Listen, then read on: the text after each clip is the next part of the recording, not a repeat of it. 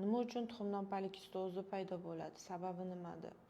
Hayzi normal keladigan ayollarda birinchi kundan boshlab to 13-14 kungacha follikular o'sib yetilib, ichidan bitta dominant follikula chiqib yoriladi, ya'ni ovulyatsiya kuzatiladi.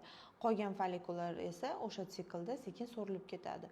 Bu jarayon har oyda, har hayz kelganda qayta-qayta takrorlanadi.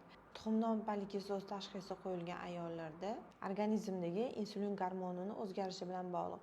Insulin gormoni organizmdagi hamma uglevod, shakarlarni o'ziga stimulировать qilib olib, bomba insulin gormoniga aylanadi va bosh miyadagi gormonlarning tormozlanishiga, gipofiz beziga boshqa follikularni o'stiruvchi gormon ishlab chiqarilmasligi haqida, ya'ni endi follikularni yorish kerakligi haqida axborot beradi. Endi o'sishni boshlagan hali yetilmagan follikularga L ta'siri ostida bu follikular hammasi kistaga aylanishni boshlaydi va tuxumdonda sekin yig'ilishni boshlaydi. Mana shu jarayon oqibatida tuxumdon polikistozi kelib chiqadi va ayol kishida o'sha hayzi normal kelmasligi, ovulyatsiya kuzatilmasligiga sabab bo'ladi.